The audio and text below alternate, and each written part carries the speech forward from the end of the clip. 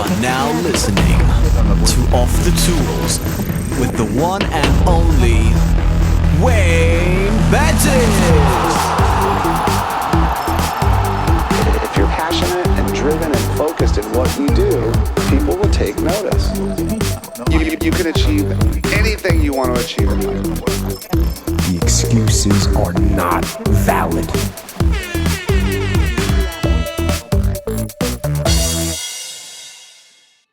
There we go. That was a very different intro.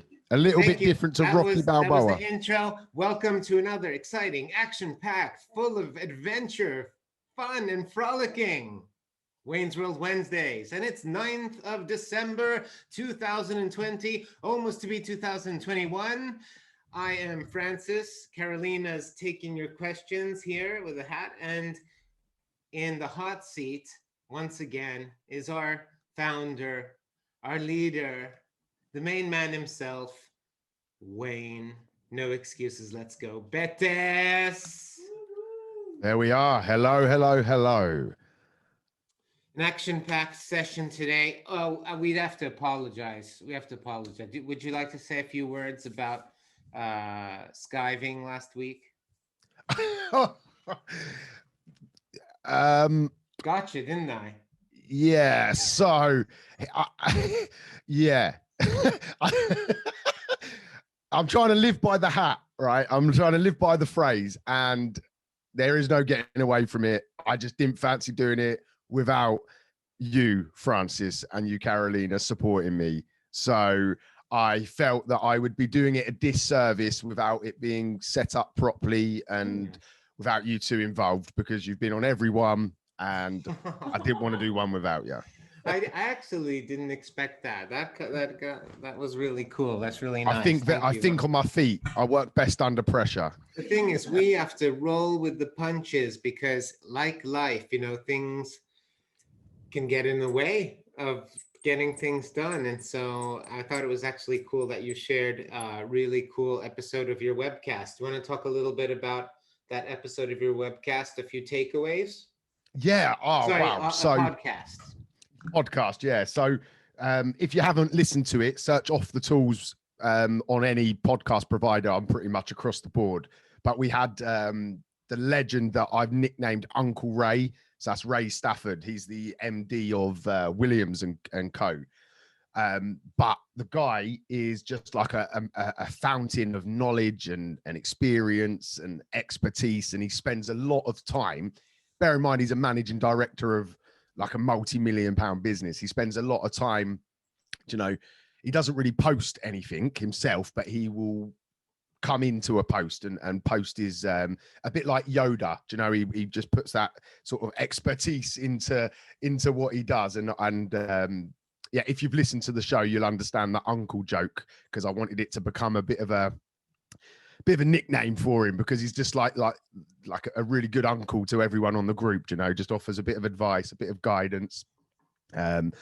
We talk about loads of stuff. So yeah, I'll definitely go check it out if you haven't already listened to it. It's about an hour's long, so you can just stick it on while you're driving to the job or whatever you might be doing.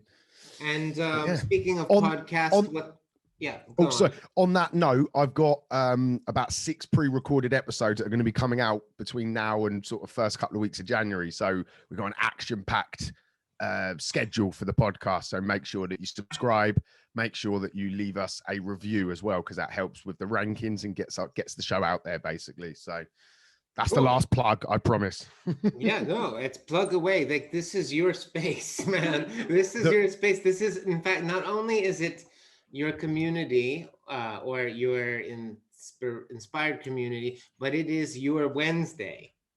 Yeah, true. It is your Wednesday, and so it's a little bit narcissistic, isn't it? Calling the show Wayne's but hey ho, if you can't be comfortable with who you are and be proud of that, then sod it, sod everyone else.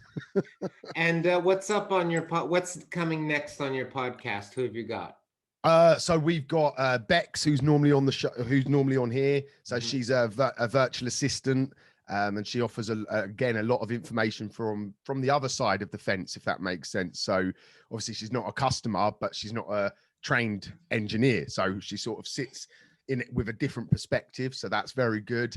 I've got a great guest called Winston.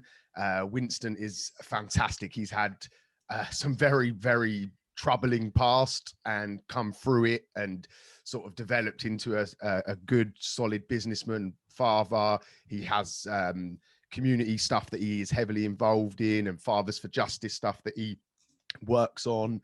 We've got a friend of mine called Gavin, who is a fitness expert, which I'm gonna get that one out sort of probably between Christmas and New Year to try and kickstart people's new year with maybe a bit of a mentality shift. We've got Etan. If Etan's on, we've got a great show with Etan. Who else have we got? There's a couple more, I think. I'm just going to have a quick look. So we've done that. Podcasts to produce. Who else have we got? Gav. Oh, we got Aaron McLeish as well. Aaron's an accountant and also an author of a book that's going to be out very, very soon. So again, it's very good because it's a different perspective. I'm trying to get like not just engineers, not just people that run a business in this industry. I want to try and encapsulate, you know, the whole scenario. If I find a decent enough customer, I might even get a customer's view on, you know. It might be for a little something a bit different. But I think it's a really interesting angle, you know, because let's face, like, this is all about, you know, business networks. It's not just about trades, is it? Because there's so many satellite industries working with trades that know a lot about trades, help trades, have ideas, strategies, systems, tools, things that can help businesses across the board. And so it's a great thing that you're, you know, shining a light on some interesting people who are doing some interesting things, and some might go on to provide services, some might not, but it's all about being out there and showing people what, and it's something different. There's no one that I know of that is doing what I do, and I find it valuable as from a personal perspective, you know, speaking with all these different people, and if each podcast could help just one person or give someone one idea or give a bit of support to one person, you know, it's worth it. I do it for the joy of doing it. As you all know, I love the sound of my own voice. So it just seemed like the perfect thing to do. I get to talk, I get to, you know, and so it's good fun. I love it. And if there's anyone that either wants to come on the show or knows someone that might be a good guest, you know, just send me a private message on Facebook. And yeah, I'm always looking for new people to come on and discuss things with. So yeah, it'd be great. That's awesome. Okay, so as usual, we are open to questions. I'm here to facilitate and make sure it's not a random, chaotic free-for-all, and give everybody some time. We got a whole bunch of people on the Zoom call, and we're broadcasting live on multiple Off the Tools channels, podcasts, page, Plum Chat. So type your comments in the comments boxes. We're going to do our best to read them. And if you do want to jump on the Zoom call, just jump on. I'll let you in. And yeah, shoot questions, raise your hands. I'm going to try and see you guys going like that sort of thing. And we'll give you some time or put something in the chat. Now, today we've got a theme, okay? So the theme for today's session to kick us off as we're coming to the end of the year is goal setting, what you've got planned. And I know that Wayne's program, his teaching, his basically ethos is all about goal setting and actually achieving and taking action. So I'll let Wayne say a few words about goals, maybe kick off the conversation, Wayne. All right, yeah, definitely. So there's a couple of you in here that will have already heard me speak of this, but in essence, I strongly believe I don't like the word goals. I use the word target, just a mentality. I just prefer the word target. So when I reference target, I mean goal. And normally 9 times out of 10, you know, at the beginning of the year, you set yourself some sort of targets, ambitions, whatever it is. And, you know, it quickly dwindles away because maybe it was a little bit too ambitious and a little bit too far ahead for you to actually get your teeth into it. So one of the fundamental things we do on my program that I when I work with blokes one-to-one is it's called the 3 Bs. I'm going to try and hold it up. I don't know. This is one of the workbooks that you get, and I think it's back to front. That's a shame. But basically, in essence, the 3 Bs are business, body. Body is yourself as a person, your mindset, your mentality, your physical sort of appearance, and what you're doing with yourself. And then balance is everything on the other side of that. So your family, your friends, your social life, you know. And I strongly believe that them 3 aspects create a triangle, and the triangle is the strongest structure that you can have as long as there's no weak points in it. So when you're looking to sort of move the needle in one area, you need to be looking in the other areas as well, because if you put all of your focus just on your business, you're probably going to end up unhealthy, fat, or you're going to end up with a pissed off wife, girlfriend, partner, whatever, whoever it might be. And vice versa. You know, if you put all your effort into your body and become lean, 6-pack and brute force sort of physique, the chances are that the other 2 areas, business and balance, is going to start to slip because all of your focus is on just that one area. So one of the things that I really try to get across to the people that I work with is that you have to level up all 3. At times, you have to put your focus on one area. You know, if the business is falling to shit, you know, yeah, it's going to drive more of your attention to try and save it. Or if it's winter and it's snow outside, you know, business is going to come first because it's the nature of the beast.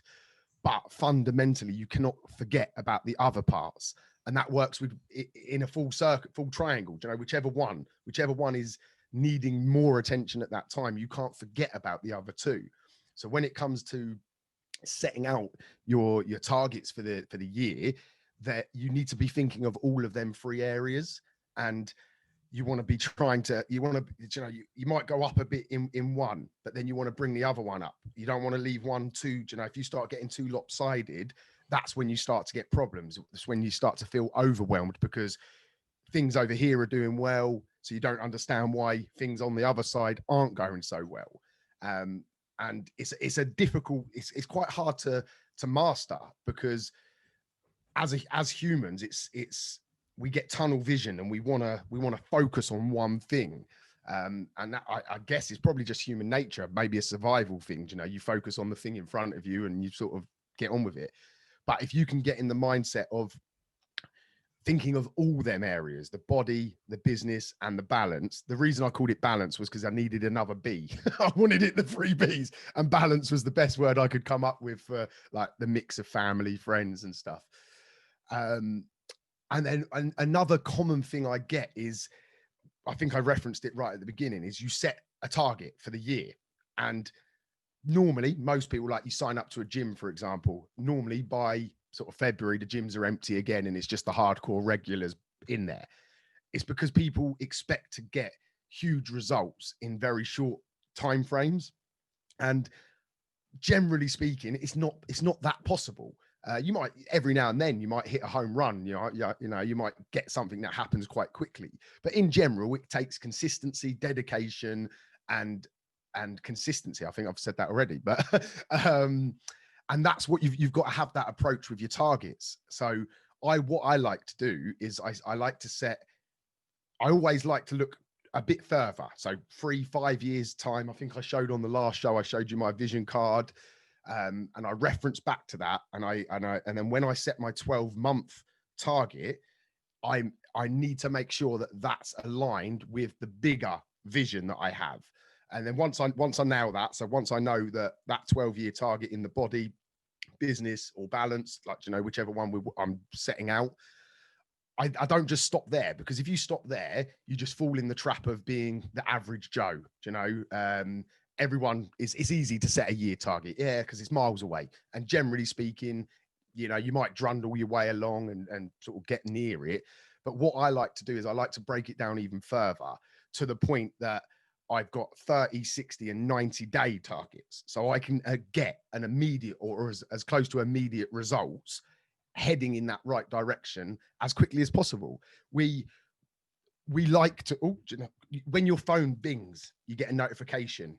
I can't remember what chemical it is, but it releases something in your body and you want to see it. You want to see what it is. It's like the slot machines, that you want to win.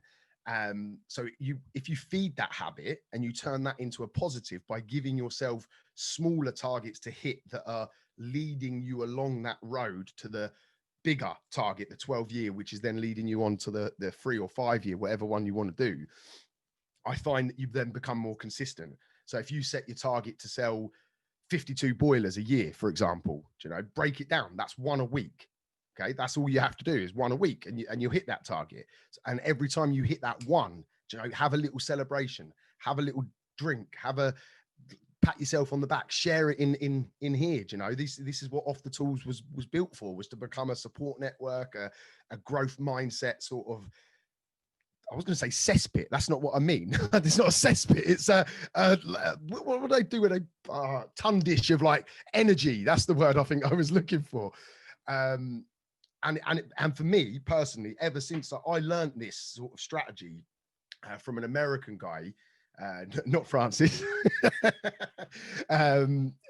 has a program called Wake Up Warrior, and Garrett, his name is, and he's a bit of a hardcore, like nutty sort of American bloke. But ever since I've been implementing it, I get results in whatever I set out to do, and that's not a coincidence. It's because I'm determined, I'm focused, and I have a clear plan, strategy of getting there. And I just can't strongly recommend it. And a few of the lads that are on my course, hopefully are already starting to see the benefits of this. Well, they are, because they're starting to get results. They're starting to move things on in their business and life and stuff. So it's definitely, don't just wake up or be drunk New Year's Eve and set yourself, oh yeah, that's what I want to do. Think about it. A year, we only have a certain amount of years on this planet. So every one is valuable. So give it the time it deserves and set aside a few hours to really think about what you're actually trying to do. Stop going around in circles, and just keep going round and round and round. You actually want to start taking steps in a direction. And that is the key, is to lay it out. It doesn't have to be anything posh, it could just be on a pad, and you literally, all you got to do, start at the top with your 5-year vision, break it down to 12 months, break it down to 60, 90, 60, 30 days. That's all it has to be. And then you just have that on your desk, stick it on your visor in your van. So you're constantly thinking about it. And most importantly, once you start hitting them smaller ones, the snowball starts to form, and it starts to roll and get bigger and bigger and bigger. So I would advise, well, I'm going to challenge you all, anyone that's watching, I want you to have, if you can, and if you're happy to share it or private message me or ring me, whatever, set out what I've just said. So set a 3 or 5 year at the top with 3 Bs: business, body, and balance. And then break each one of them down into a 12-month target. And then again for 90, 60, 30 days, and share it with someone, even if it's not me. If you're happy to share it in the group, fantastic. But if you're not, share it with your partner, share it with a friend.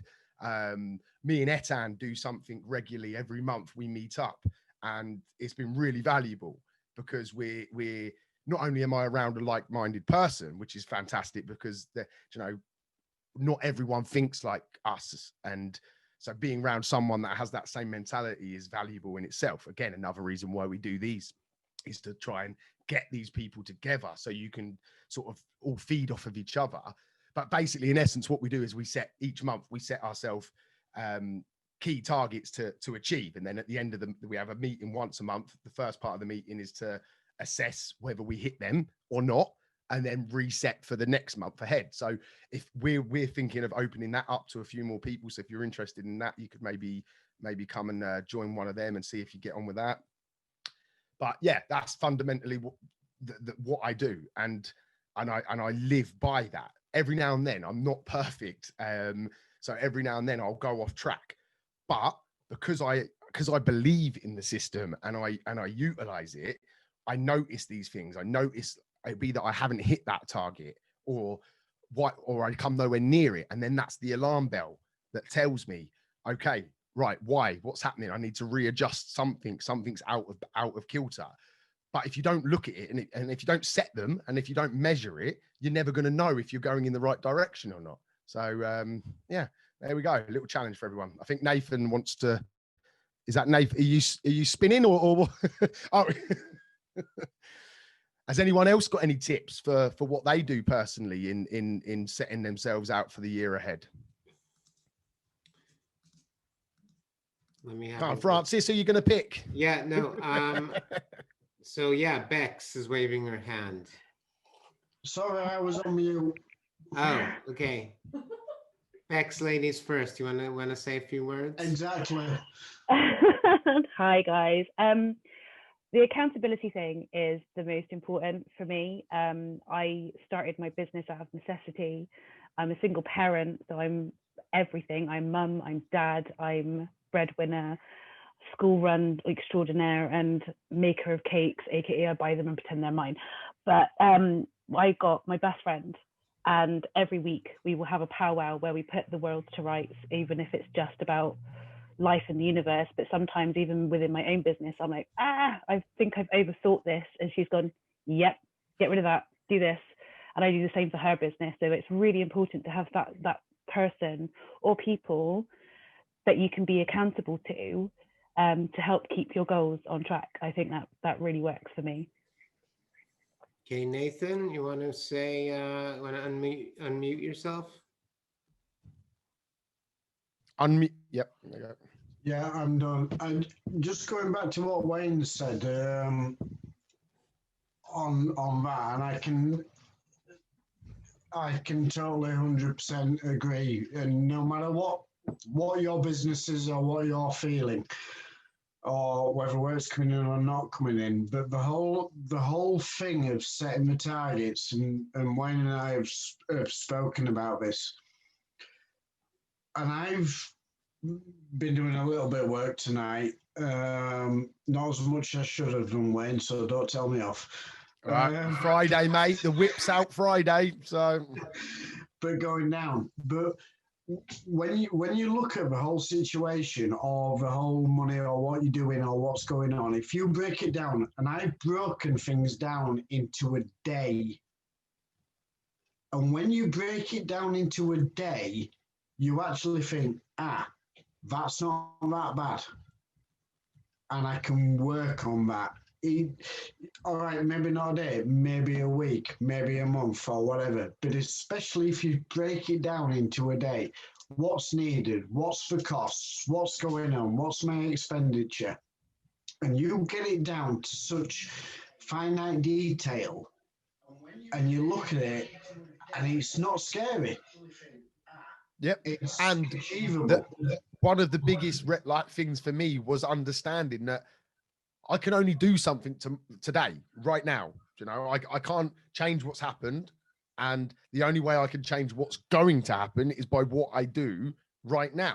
Yeah. So having them smaller scale targets means that you can impact it, you know, because it's there in front of you to actually make a difference. And yeah, I know it's definitely works. But that breaking down, which is something I've never done before, but actually, and I've got this sheet. I can't use Excels or whatever you do, so I'm just on a piece of paper. But just breaking it down in front of you, and it's your figures in front of you, and it's like, right, that's my day.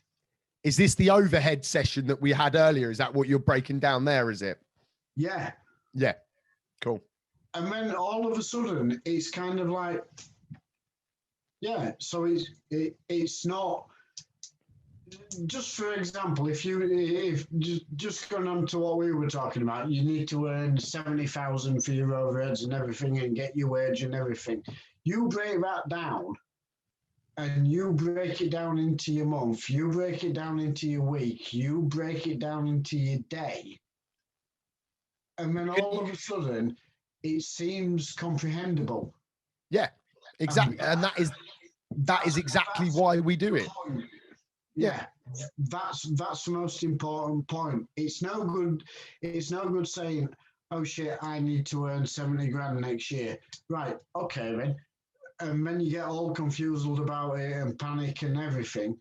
It's that, and it really has been good. It's that breaking it down, right? Yep. Your target, as you've said, and everything, And then consistently going at it to achieve it. You know, because it's one thing breaking it down, but it does take the action then to take that next level, doesn't it? So yes, but that's where it comes down to the mindset, because all of a sudden, if you've got a figure of £70,000, you're like, and I'm using that as an example, but you say, oh shit, £70,000. If you break that down and that's £250 a day, actually, yeah, exactly that.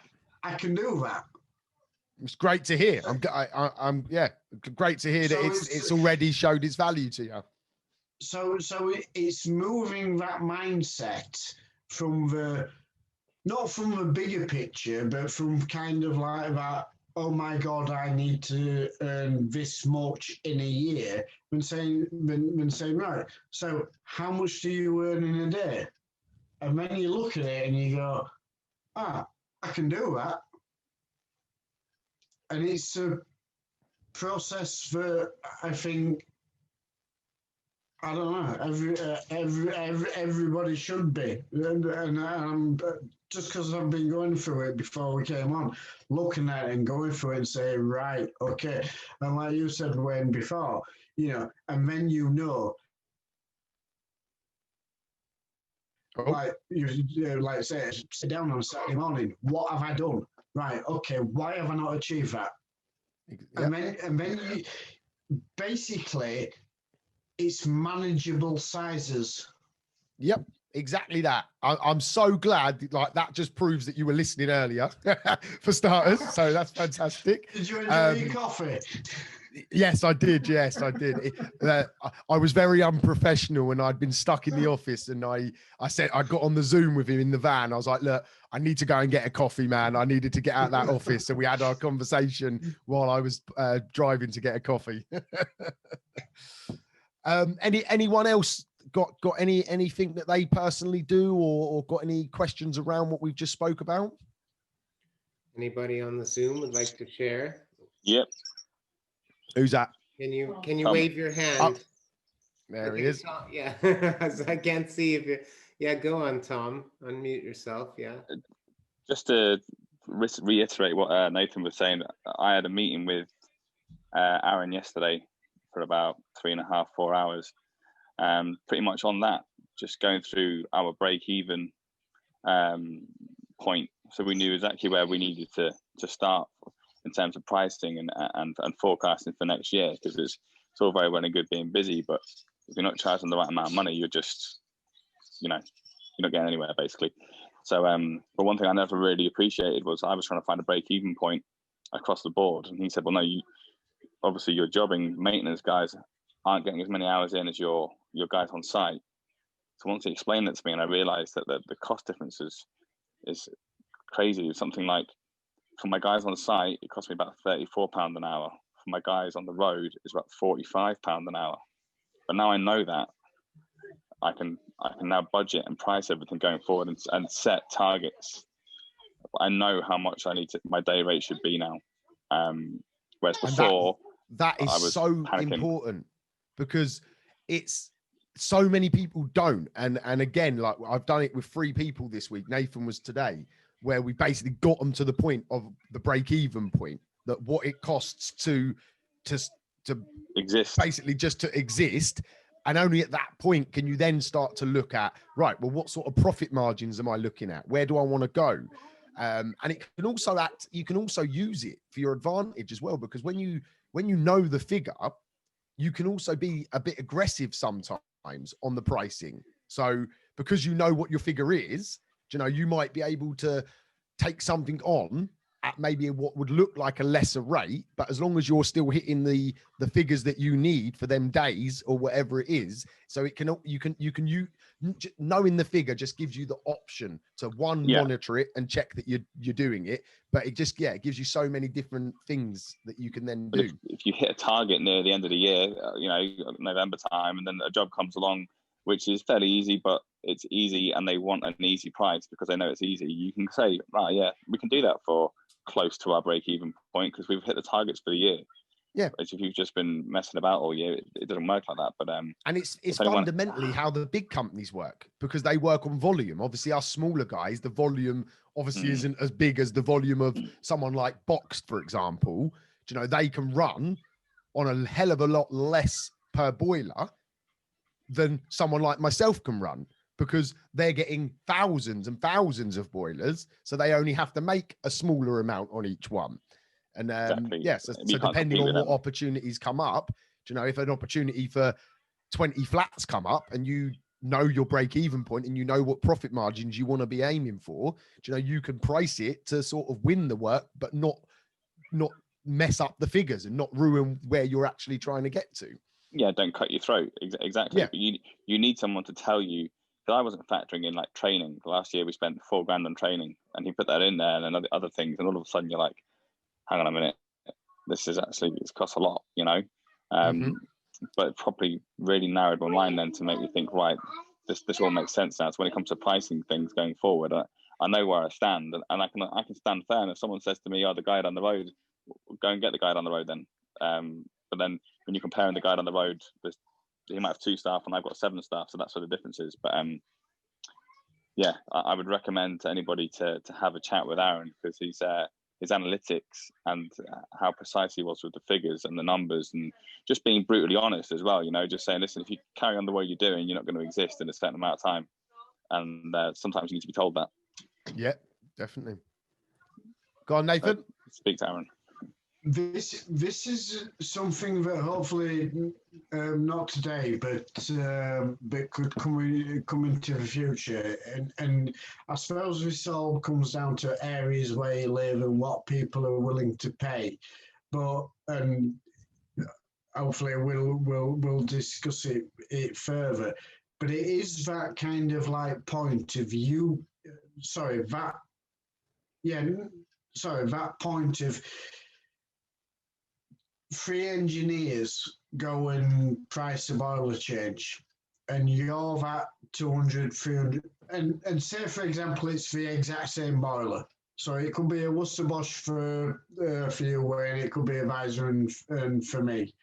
But there's that point where I'm that slightly more expensive, and it's all about that upselling. We've touched upon it, and kind of like the text messaging, we're keeping in contact and we're doing, but I don't know, could we have a session on that at some point? Lead Hero is the UK's #1 marketing automation platform for ambitious trades businesses looking to save time, make more money, and level up. Because just getting leads is not enough anymore. Lead Hero will help you triple your sales and maximize profits with our job flow acceleration system. Visit leadhero.ai to learn more. Because you're needing to put yourself, if you're that slightly more expensive person, you need to be able to kind of like offer that 5-star service or something different. Yeah, we can definitely talk more about that. I think our lead management masterclass that we're putting on is going to cover some of that as well. So if you haven't signed up to that, I haven't got the link to hand, but I'm sure we'll distribute it between everyone that's in here anyway. That basically is going to be going into depth about the customer journey, and that's when they're on that journey with you, that's when you can start to get across why are you so much more, or sorry, that's the wrong word. Why are you more expensive in their eyes? And it's justify it by exceeding expectations at every level of that journey as they're coming through. And then price becomes less and less relevant. I think we've said it before, you know, I don't ever want to be able to be compared apples for apples, because if they feel that it's two identical quotes and two identical companies, price is going to win. So I do everything possible to make myself a pineapple, so it's not the same product. Yeah. So they can't easily compare it on a price factor, because of everything I've done along that customer journey and before they've even reached me. There's work like with my reviews, the vans, you know, the reputation that I've got, and all of that all comes in to building it effectively like a bubble, I suppose is one way to think of it, around us, that stop us being able to be compared with. But it's a huge subject, but we can definitely go over some more bits on that, definitely. And would anyone on the call like to add a few things? I'll open up to the floor. Russ, go on, unmute yourself. Welcome to Wayne's World Wednesdays. Nice to hear. Hello. Hello, guys. I'm not from this industry. I'm from a fitness franchise industry. And I just thought it's quite kind of relevant. It's quite interesting what you're talking about there about customer service, because my set of gyms, I own a cluster of gyms, and we are typically more expensive than other competitors in our area. So if it's price for price, you go to a pure gym or a gym group, you're always going to find someone who's cheaper than us. You know, we are never going to be the cheapest operator in the area. So we're customer service, we're customer journey. I've been doing this for about 15 years in that business. I own some other businesses, and it's all about aftercare for us. So a member can join us, but it's what do we do after they've joined us? How do we keep that member? What's the phone call that we do after that? How did you find your first experience with us? I guess in this, and again, forgive me if I'm saying something really simplistic, but how was your boiler? How is it working a week later? Do you put a phone call in? Do you build that rapport? Because when they then have this issue down the line with X amount, maybe they'll think, Etan was fantastic. He put that phone call in a week later. He stayed in contact with me. I built the rapport. That's worth value. That's in our industry. That's where we can charge the difference. And it's that experience and that customer service.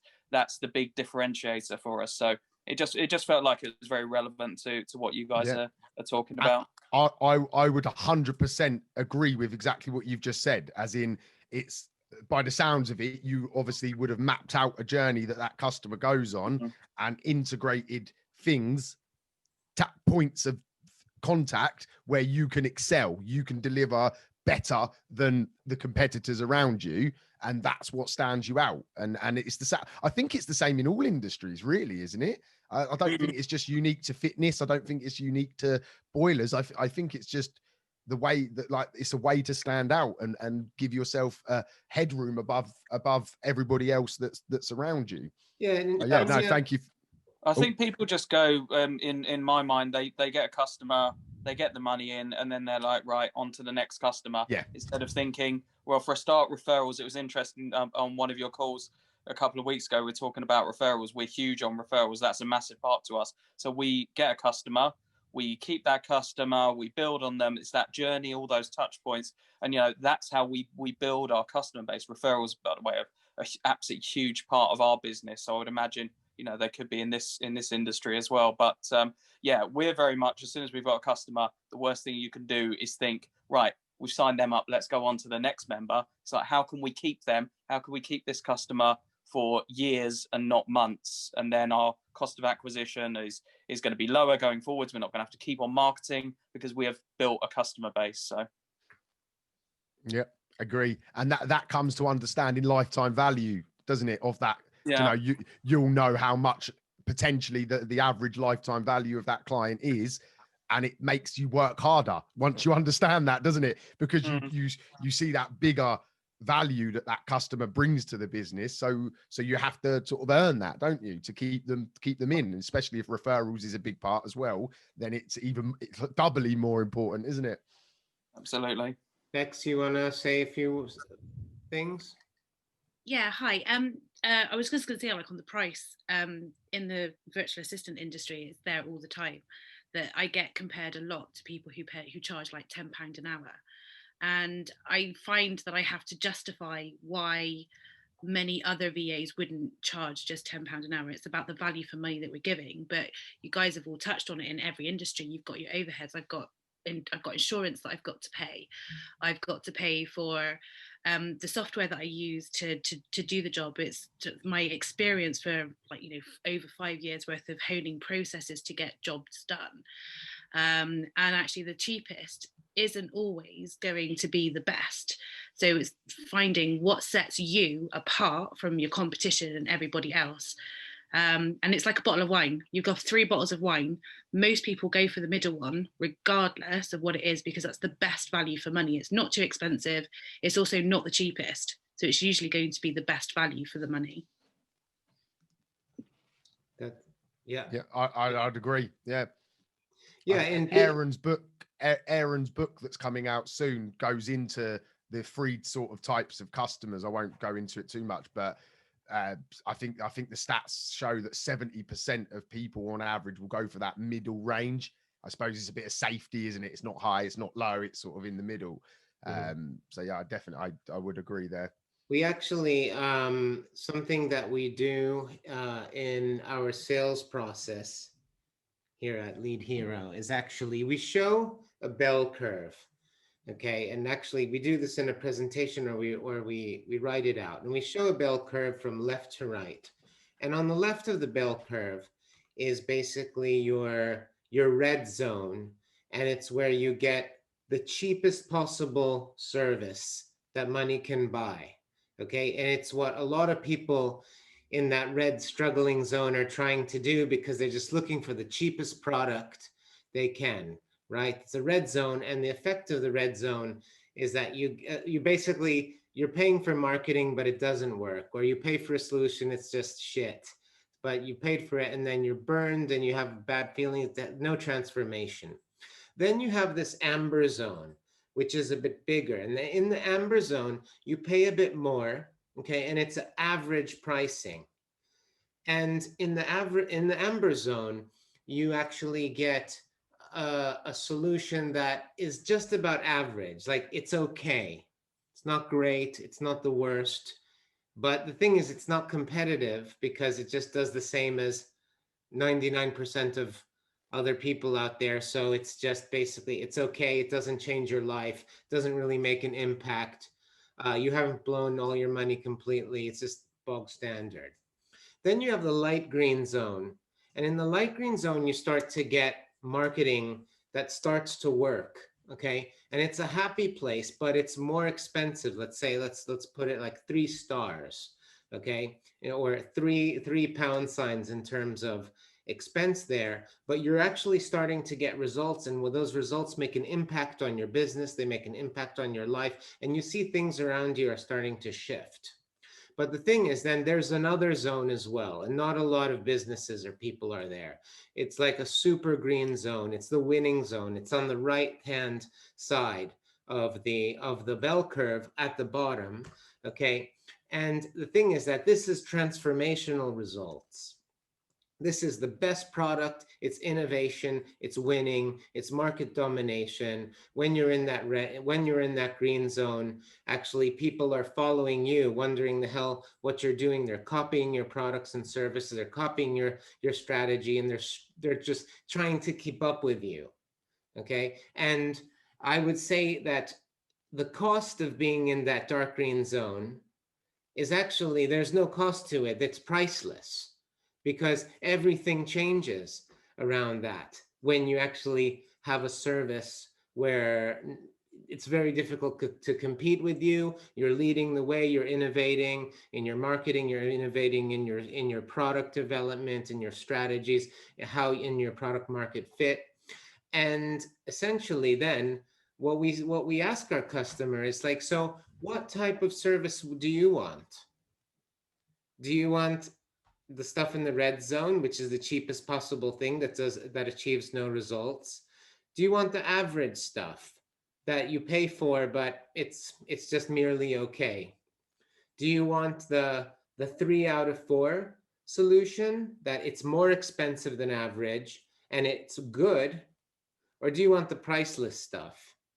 And people are saying like, well, actually, I would really like the priceless stuff. And what we aim to do is actually give you the priceless transformation for about the cost of the light green zone, the 3 out of 4, that sort of thing. So people can, you see, the thing is, until you actually see the spectrum of services and you present value in a narrative, people don't understand. And I think like this model, I share it because it's the same for any business. You can put that model into your trades business right now and be thinking about what you're doing. It's called marginal utility in business. Marginal utility. It's that extra that you do that is differentiated from your competitors, but not just differentiated, it adds value.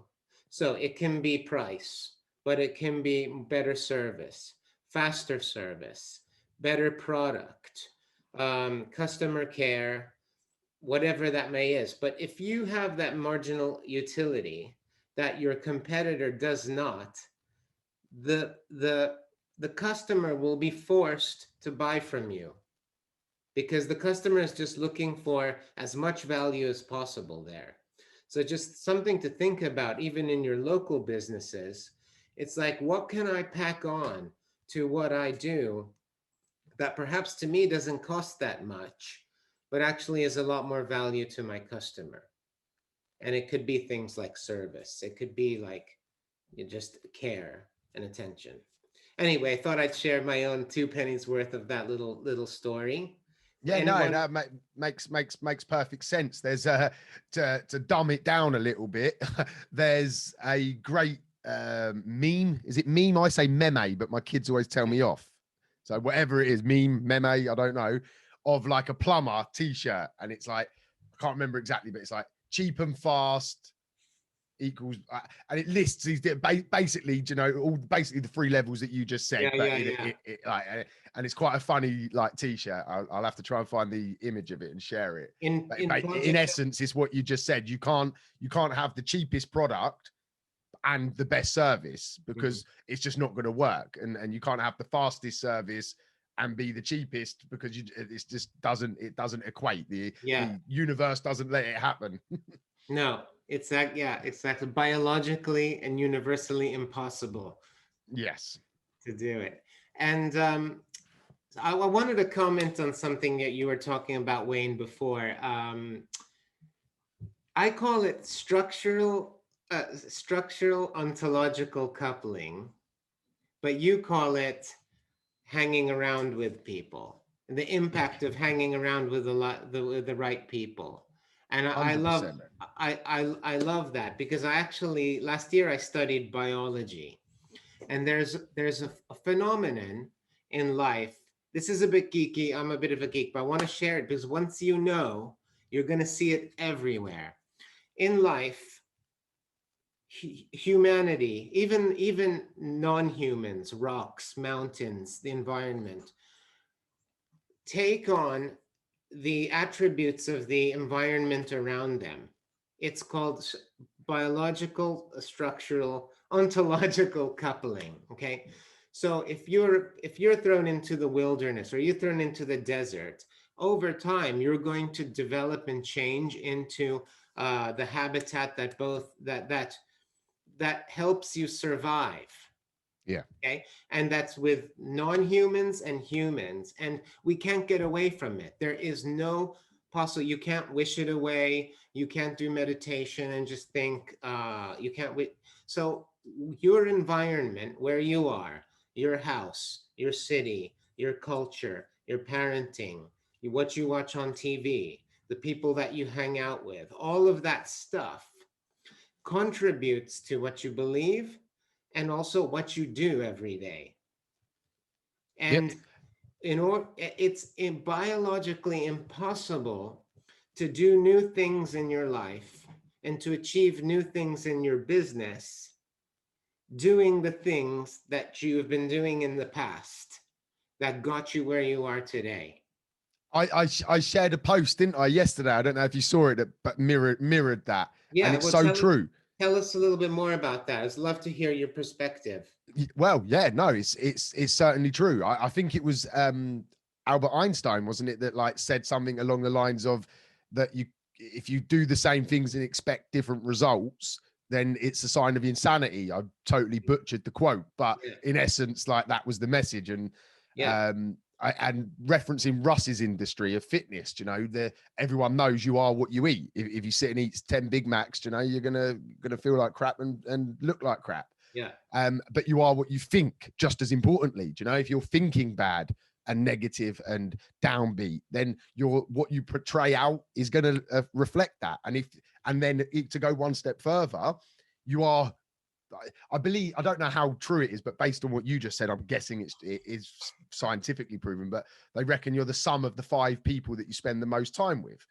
And based on that biological explanation that Francis just said, that makes sense, doesn't it? That who you're around and who you're with for the most amount of the time that you have, you're going to start reflecting that the average of that. And I've seen the benefits of not necessarily changing my circle, but just growing into a new sort of. When I was going kickboxing regularly, what did all I think about? What did I do? I got fit. I lost weight. I become a brown belt kickboxer because I was surrounded by people that were doing the same thing as me. Mm-hmm. You know, it's basic but true, isn't it? Yeah, definitely. It is true, and the fact that it's scientific and we can't help. You know, a lot of people think it's fluff and that's just a saying, right? It's just just something people say, and I got me mates and I got my Netflix and all of that stuff. But the reality is that, you know, if you are a successful entrepreneur and you're managing a 6-7 figure business, most likely, you know, just your worldview is going to be such that actually you have different concerns in life, the concerns of maintaining your body, because you have to wake up every morning and you have responsibilities and you have staff and you have teams and you have money coming in and money coming out.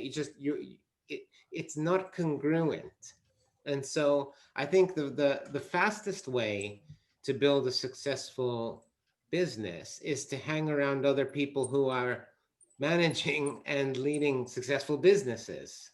Yeah, go. On that note, right, before I started Off the Tools, I believed this, and it was again, I didn't know it was biologically proven. I learned it from the Wake Up Warrior stuff that I did. But what I did, the first thing I did was I created a WhatsApp group, and we let 15 men that I like critiqued to make sure that they were on the same wavelength as me. And that was like the beta test of what is now Off the Tools and everything else that I do. It was like the very early stages, as I wanted to sort of prove the concept of being surrounded by people with more ambition and more drive and sort of more positivity and everything. And literally ever since then, I've just surrounded myself with more of them people and sort of pushed and pushed and pushed. And then, yeah, go on, Bex. Oh, was she just flicking her pencil? Is Nathan flicking his pencil as well now? Am I just getting tricked here? We're all gonna start. Is everyone just going to start picking up a pencil? And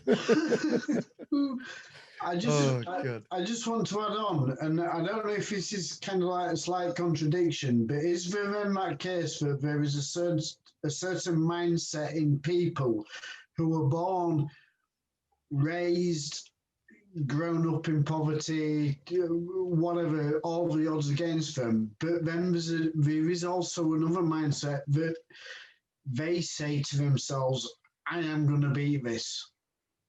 Yeah, you have the decision. Every single person has the decision on what they think and what they do, to a degree. Obviously, I that's a bit broad, but you know, like you can have 2 people that come out of exactly the same estate, and one will be in that estate for the whole of their life, and one will go on to be a multi-millionaire, jet setting around the world. They come from the same environment, but one took the decision and took the action to change something. Didn't But expect it just to be given to them. But then I don't know if this is going off into kind of like Saturn up in the sky. But then, is there something in us physically or mentally that our brain is actually programmed that somebody says, well, this is it, or there's somebody whose brain is, I can do it, I can get out of it? I would say it's human nature to fit in. So as humans, we want to fit into the tribe. I think it's an animalistic instinct of us. Structural ontological coupling again. Yeah, yeah. Can't help it. We can't help it. Yeah, and there's when you as a human, safety used to be in a tribe in numbers. Yeah. So yeah, again, I can't say the word he says. I don't know what it is. He said it 3 times, and I still haven't got him right. I think it's that dodgy American accent, but you know. I'm getting the dictionary out. Okay, I'm gonna put it here in the chat because I absolutely love it. No, sorry. But yes, but what you were saying there, Nathan, is fundamentally, unless you decide to change, then yes, you will just end up in that bubble. And for a lot of people, they never see life any other way. So they're probably not even aware that there's different ways of doing things, different ways of thinking. And that's why sort of like learning, reading, you know, just the importance of reading and now obviously with audio and Audible and all that, you can listen to stuff that 20 years ago, 30 years ago, you just couldn't have been exposed to. So we're in a generation where we're like, I believe that we're like the first people of information that can actually use the information. Does that make sense? Like en masse, I mean, because 30 years ago, if you wanted a book, you had to go to the library. That took action or a membership or money or whatever. Now, do you know what in England, 98% of people must have the internet in England. They must do, you know? So even people in in like first world poverty in our country will have some access to the internet, whether that through school and people have access to that knowledge now. So I think our generation, as we develop over the next 20, 30 years, is you're going to see a big social shift in lots of different ways. I can't really explain it. Of what I mean. I haven't got the words for it, but an awakening of humanity. In a way, yes. I think there's going to be big segments of like people awakening to new methods, new philosophies, new information. Definitely. Yeah. I hope so. The problem. Yeah, hello, Wayne. Hello. Oh, hello. How you doing? No, coming out. This is all. You're gonna live. No.